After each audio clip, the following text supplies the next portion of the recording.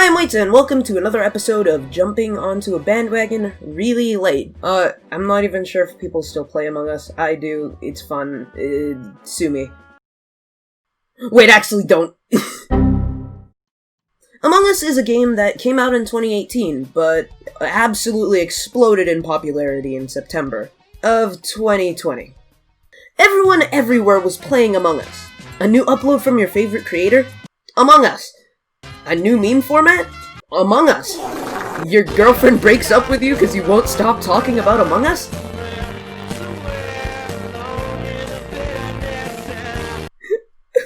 Among Us. That's right! Everything everywhere was about Among Us.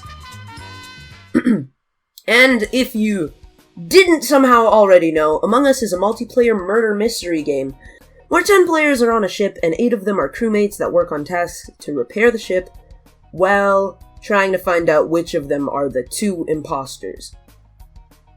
The imposter's goal is to eliminate every crewmate on the ship without getting caught, or else they'll get voted out by the crewmates. This is the genius premise that Inner Sloth came up with when they were developing the game.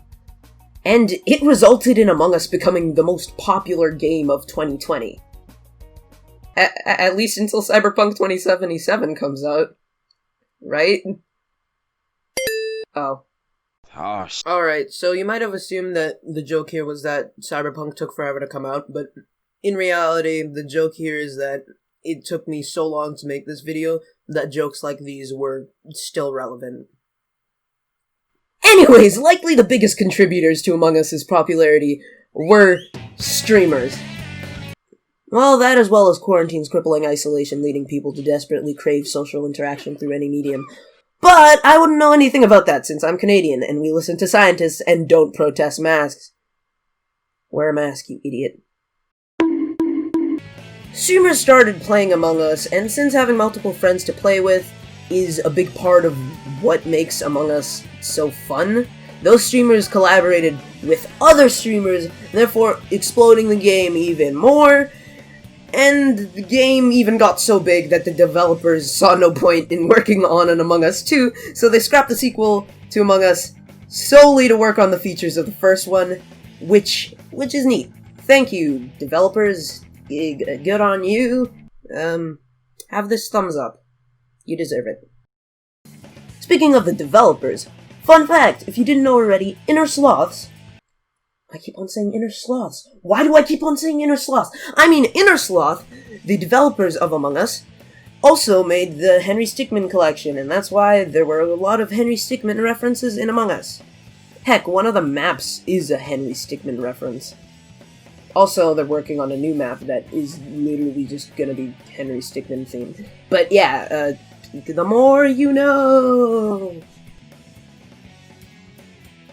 Among Us, right now at least, has 3 maps.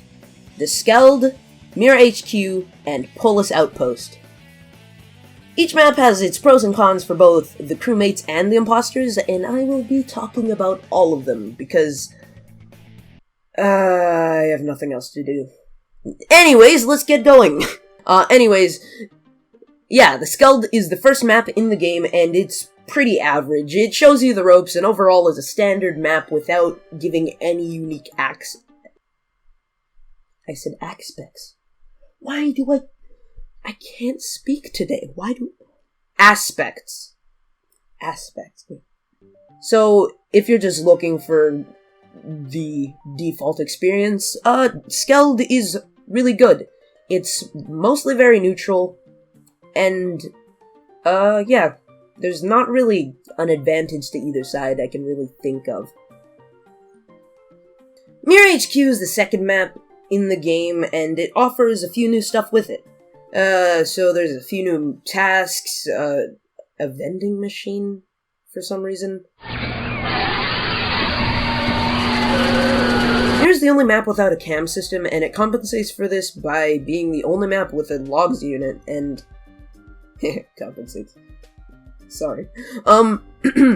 The Sacred Text, also known as the Logs Unit, would be very hard to explain to a mere novice at the game. You'd have to be at least a level 75 with 5 months of experience to even begin to comprehend the nuances of the logs. And, to be fair, you have to have a high IQ to understand the— Shut the fuck up! But in terms of space, Polis is the biggest map, since, it takes place outside. Also, I'm pretty sure it has the most vents. I'm not too sure about that. It has a few unique tasks, and is the only map where you can actually unlock sabotaged doors instead of having to wait for them to open themselves. It's also the only map with a vitals unit, where you can keep track of everyone's heartbeat and see if anyone has died yet. Polis is pretty much one of the best maps for vent killing because of the amount of vents and how spaced out they are. You can pretty much just come up with alibis. So, since technically the sabotaging of doors is pretty much nerfed in this map, it makes sense why venting is so effective, especially like vent killing, because of how spaced out the vents are and just how many there are. So, yeah, it's pretty balanced. And now we've made it to the part of our tour where I explain how to murder your friends in Among Us. Please don't demonetize me for saying that. Alright, we're starting off with a oldie but a goodie. The basic vent kill, pretty much. Kill to vent is a really simple, easy kill strat that is actually pretty solid. Basically what you want to do is find someone that's alone. And no, you can't choose yourself. I've already tried. Once you find someone, preferably near a vent, you kill them and immediately vent to another side of the map. And the icing on top of that I like it, Kudgy. Juicy cake is finding somebody else and just pretend that you were there with them the entire time to use as an alibi. Works every time.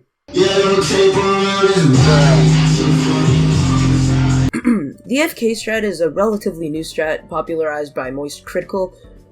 It basically revolves around, being AFK. Basically, you have to stay still and pretend to be away from the keyboard, and you're supposed to use that as your alibi for later. And while it's kind of debatable if Critical was the first person to think of the AFK strat, he did create the other variation, the cams AFK kill strat. You basically just sit and look at cams, and since the camera has lights on whenever someone's on cams, you basically have a free alibi and use that.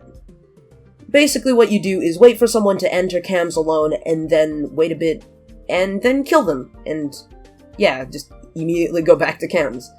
Your alibi would be that you were on cams, and you didn't see the kill. Since, cams covers your screen. And since the lights were on, everyone knows that someone was on cams for a really long time. You see? Very big brain. Speaking of high intelligence, the self-report is the single most brain-dead strat in the game. It's when you kill someone and report the body yourself, and pretend you weren't the one who killed it. And let me tell you, the average person that uses this strat as, their main strat, has the cranial capacity of an aristocrat the day after the French Revolution. To use this effectively, you either have to be good at lying, or just say where the body was and other basic information and let everyone else bicker amongst themselves. If you give too much information, people will suss you, so probably just make a solid story before you report the death. The legendary double kill, a skill that requires both imposters to have a mind link so strong that they can communicate telepathically. And they just know when the other imp wants to double kill. But most of the time, double kills fail miserably, so only attempt them if you're sure you'll win. Also, note that these strats are most effective in private lobbies, with voice calls in mind, because public lobbies are a whole other game.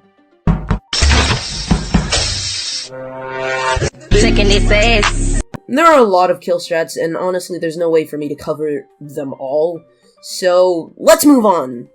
Shit, looks like the power's down. Guess we'll have to wait for somebody to fix electrical. In the meantime, why don't we recount some Among Us horror stories? First of which, the tale of Eris. Why is there lightning on a spaceship? Anyway, the tale of Eris is one of mystery, suspense, and the greatest Among Us hacker to ever live. In mid to late October of 2020, at the height of Among Us's popularity, strange occurrences would come to plague players' online experiences. Various players would begin reporting a hacker known only by the titular screen name Eris. Gamers would report that this user would join games and bombard the chat with spam readings subscribed to Eris from 2020, along with various other threats that the user would hack the user's device.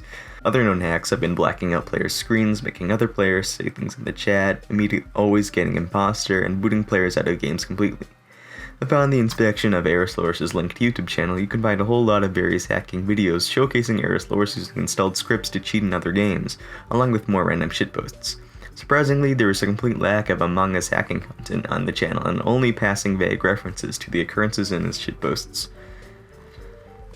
As mentioned above, the nature of these hacks seems to be script-based, which is to say that they've been bought off the internet. Among Us cheats are pretty widespread and modifications are easy to get your hands on for a price.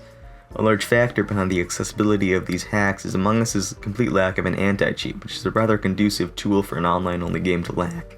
For the uninformed, anti-cheat serves as a basic term for any form of software that detects and prevents cheating in online games.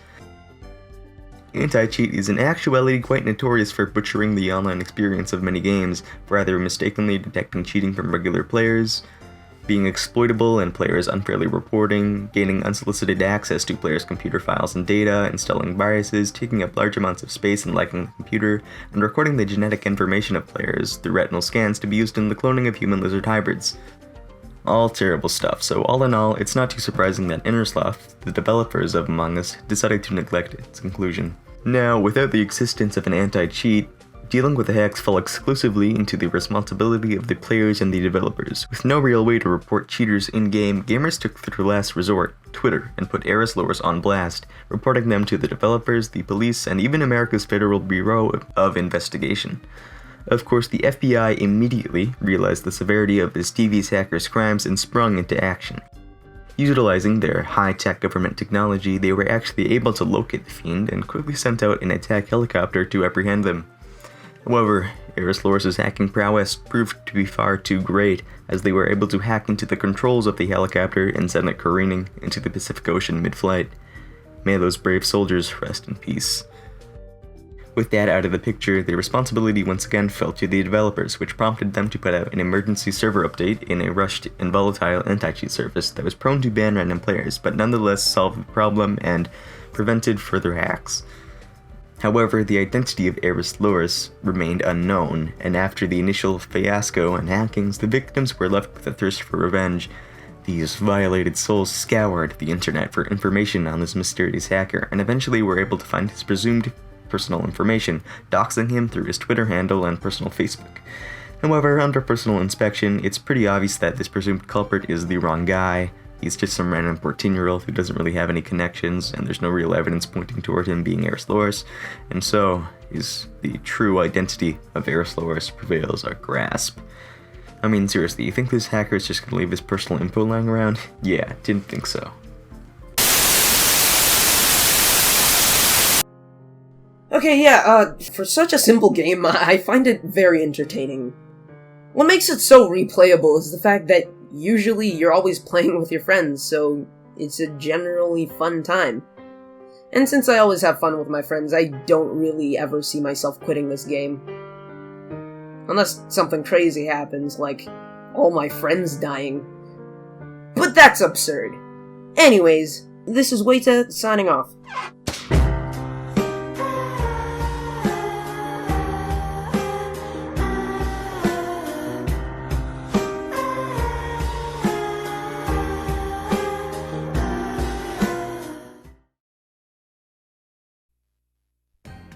Okay, so this video took way too long to make. I started working on it in November, and now it's 2021. But yeah, also, thank you all for 5,000 subscribers. I didn't even get to make a 1,000 subscriber special because of how fast you guys were subscribing. Yeah, I guess the next video will be the 5K subscriber special. I'm still not sure what to do for that, so maybe, like, join my Discord server and send me questions or something? I'm not sure. Also follow my Twitter. Anyways, leave a like, comment, and subscribe. because you guys are cool, and yeah, have a good day.